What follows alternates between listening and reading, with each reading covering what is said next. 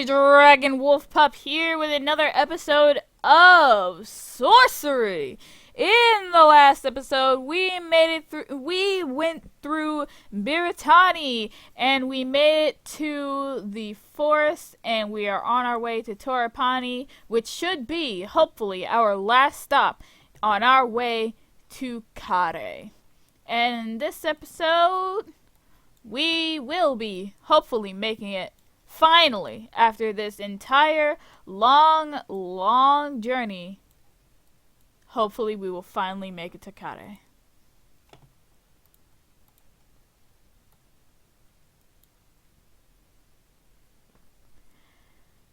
How much longer do you think we'll be traveling today? The Minimite on your shoulder asks. I'm hungry and tired. We've gone such a long way. You can stop here. The Minimite shivers. No fear of that. You continue along the path and around the side of a hill. A wooden hut is set into the slope, with an old woman sitting on the front step. A river seems to emerge from beneath her, and as you get closer, you realize the water flows underneath her house, and the house itself is set on splayed struts like an insect, straddling the watercourse. A few paces from the front of the house, the water plunges over the edge of a sheer cliff and disappears. Let's greet the woman. Greetings, you call. The woman looks up and smiles. Come over here, won't you? I can barely see you. Let's go see the woman. It's probably a bad idea. You approach the old woman. She smiles a toothless smile and gets up from the step. Come in, please, she beckons. I get so lonely living out here on my own away from the villagers.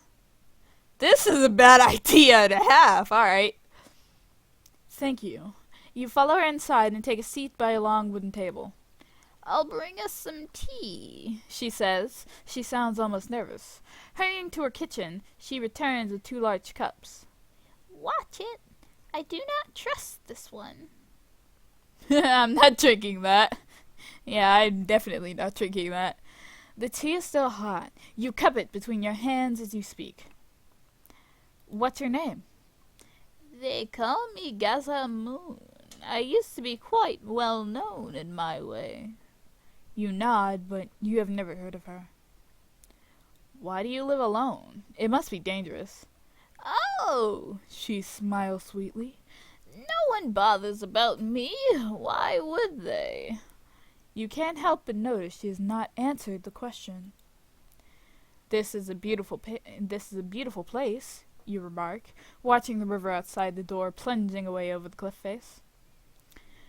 This is the top of the crystal waterfall, she says. The river runs right into my house.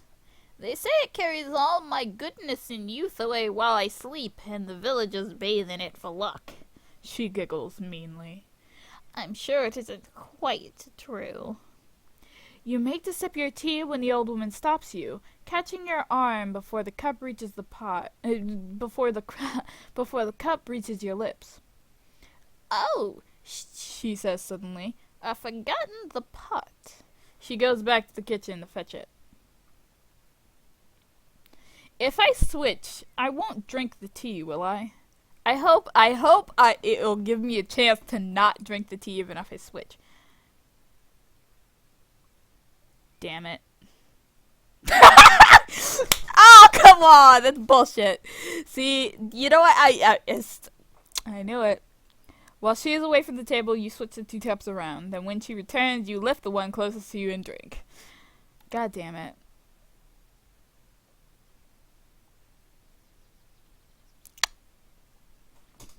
You wince and cough as you find yourself seizing up. Oh, suspicious stranger, laughs the woman. I can count on travelers suspecting my witchcraft. Please release me. You try to shout out, but you're paralyzed and quite powerless. The old woman begins to search through your bag. Jam flits about in some distress. Oh, huh? Then with a coo of delight, she pulls out the spell book page you were given by the old man in the tree. My book! The missing page. The missing page! Why didn't you tell me you had my missing spell? She scurries off into the kitchen and returns with a cup of liquid, which she pours into your half-open mouth while clucking and stroking your head. It is an antidote, and you feel your body slowly unfreeze.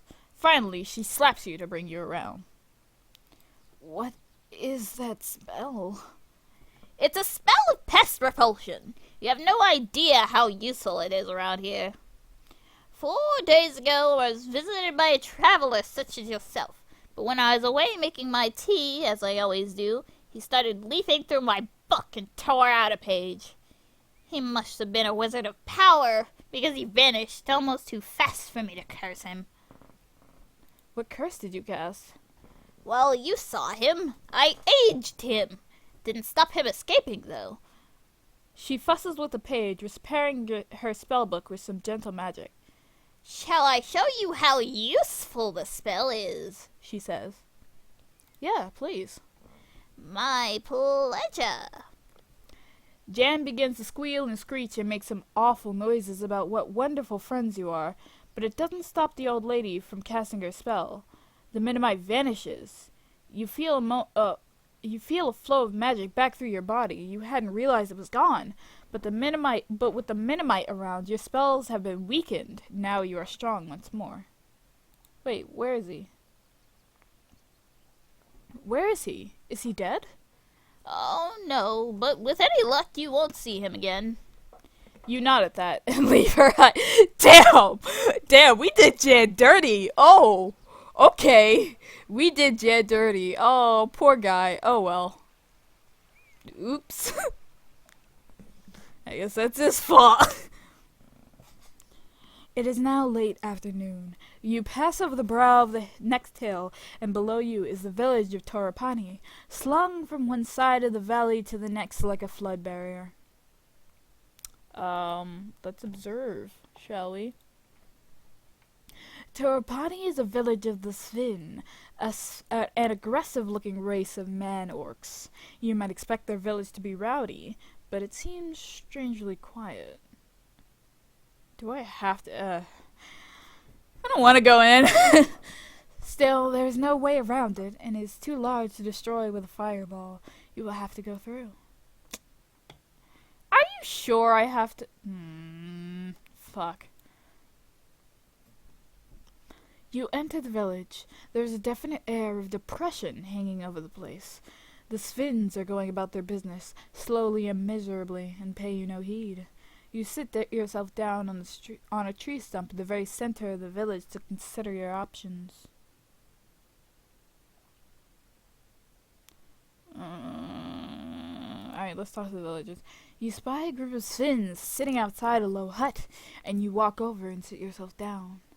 They are discussing a friend, apparently killed in the night by an assassin's curved blade. I met this assassin, you remark, boldly interrupting, out in the forest. You met him? You still alive? One Svin replies thickly. I killed him, you reply. The Svin spits a gob of green goop on the ground. You do good, but you one day late for us. Another Svin bangs his hand down on the table. But with Esh dead, who saved Tia? Who's Tia? Our flower. The Svin who answers wipes a tear from the corner of his eye, scratching himself painfully with an uncut fingernail. Tia is Chief's daughter, the other Svin says. Esh was to save her. Now Esh not alive, so Tia soon not alive. What happened to her? Goblins, they sacrifice. Sacrifice? He is unsure of the word, so mimes a gesture, like a stabbing downwards knife blade. Yes, sacrifice to great cave demon. Trouble is, another says, our village will die if chief line end. Tia is end, so if end ends, we end. All very sad. Very sad, they all agree. Who you? One asks suddenly, as if only just thinking of it. He prods you in the chest. I feel like any of these answers are going to get me into whatever, so let's go warrior and say that we'll fight for them. Warrior. Warrior! Great warrior? The greatest. Best is good. Mickey, Tifa! He signals to the others, who are quickly on their feet, big, hefty arms swinging for you. We take to chief! Before you could resist, they have you and are hauling you bodily onto their shoulders. You hold your tongue and wait to see where they are taking you. You pass through the village. Several Svin... That's a hard one. Several Svins watch from doorways and windows, their faces silent and somber. A few murmur blessings or maybe curses as you pass. Then you reach a low hut on the edge of the village. You are set down carefully. Capture! The door is slammed and locked. A moment later, it reopens and your possessions are thrown inside. You quickly look through them, but everything seems to be in place. We should probably eat. Pulling your knapsack, you pull out some of your provisions and eat it. Nothing else happens. Figuring they will probably not wait until daylight, you put your head down to sleep. Your dreams are filled with grasping hands and long, dark nails scratching at your flesh, and however much you toss and turn on the floor, you cannot quite get them out of your mind. Daybreak. Let's go. Daybreak. You are still alone. An hour passes before you hear any noise outside, and then the door to the hut opens and 5 Svins come in. They drag you roughly out and across the street to another hut, where an old man with gray hair sits. He is wearing outlandish, colorful robes. My name, Protheus, Chief. He slaps his chest twice. I apologize. Then he bows, brushing the dust on the floor with his sleeves. Apology accepted. The chief nods. He waves to a menial who brings in bread and milk. I like that. Methodically, you bolt down the meal. It does not seem to be poisoned, and it nourishes you. The bowl is removed, and the chief squats down in a pool of cloth. I have need of you and your strength. Tell me. The chief nods. I shall. My daughter, my child, she is taken, offered to a terrible demon below. You want me to rescue her? Succeed, and you may choose your reward. Fail, and... He shrugs. I'll do it. I hope you will. He gestures to the other Svins, who, still taking no chances, grab you by your arms and haul you to your feet. Here we go. A crack in the ground, eh? You are led along a short pathway through the forest to a crack in the ground. One Svin has brought a rope and another a basket. They are preparing to lower you down into the pit of the earth itself. You will pay me richly for this. The Svins nod. The chief replies, We are poor, but we will try. Good. Watch the darkness, he declares as they start to lower you down. You hit the floor with a thud and peer into the darkness. Your eyes can make out nothing, but a slight breeze suggests endless space in all directions. You are blindless, helpless, trapped. One of the Svins... Something clatters to your feet from above. One of the Svins shouts something down for you. To you. You crouch down and feel around your feet until your hand closes on the base of something. You pick it up. It is a dry wood torch. Something else falls from above and strikes you on the head. Tinderbox! Calls the voice. Feel around for the tinderbox. Rubbing the bruise on your head, you reach around and find the tinderbox. You hurl a curse upwards. The Svins, despite their concern over the missing tribe member, laugh. The sound echoes like water between the walls. You strike a light and the torch blazes into flame. Alright, let's go! Yeehaw! Adventure! Woo! You can see now you are in a large cavern, wide and deep. At the far end, the passageways disappear into the left and right. Through an uneven rockfall at the far end of the cavern, you hear a murmur. It's probably a good idea to listen. You clamber over the rocks at the edge of the cavern to investigate the sound. It is a whimpering coming from the other side of the pile of stones. The Sphin Girl, perhaps? She came in this way, but then the cave-in blocked her path. You will have to find another way to reach her. I'm right-pawed, so let's go right. You turn right, creeping slowly forward. The path rises up a gentle incline. At the top, a thick crystal seam glitters in the torchlight, and the tunnel ends in a T-junction.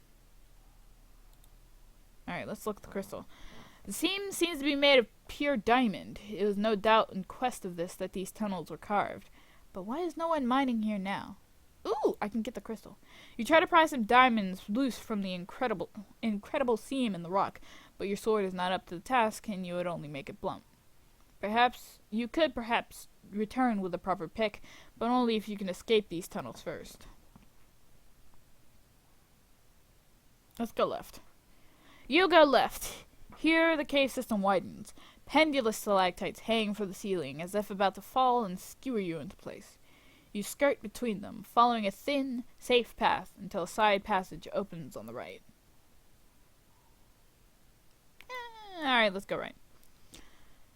You take the right-hand tunnel. After a few minutes' walk up a shallow incline, you begin to hear something in the distance.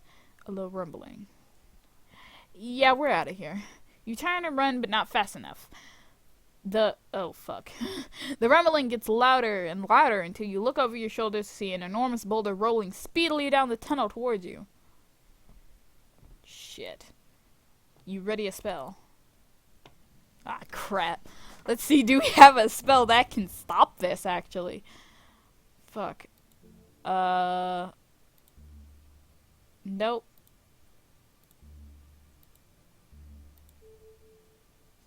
Damn it, I don't have a vial glue.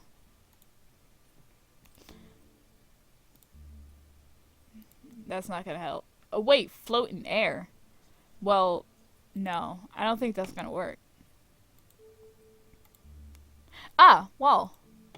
That would work. Right? Please let that work. You cast You cast your spell just in time, and the great boulder hits your invisible wall with considerable force, causing the whole cave to shake and shudder. Then the boulder holds in place like a pawing horse. But your spell will not last long, so you better move on. You take the left passage. The ground begins to slope upwards, and the walls begin to glitter as you encounter a seam of crystal. Have you been this way before? Here, a passageway opens on your right. You move through the opening in the right wall.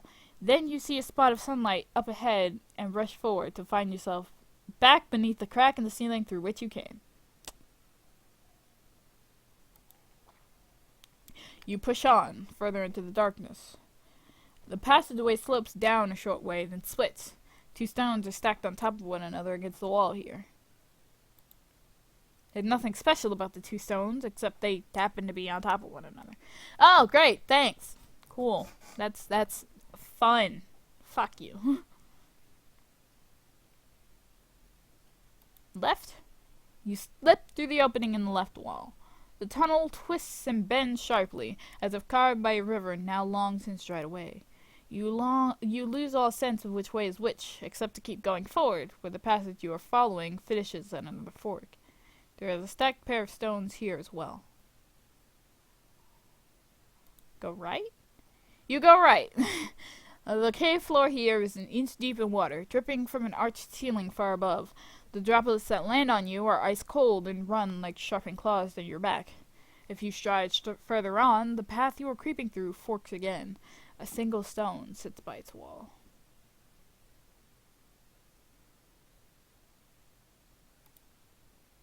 You turn right. The rock in the wall of The rock in the wall of passage turns from natural stone to something carved and shaped by ancient hands. There is the occasional mark of lettering, now half rubbed away by time, spelling some message of doom.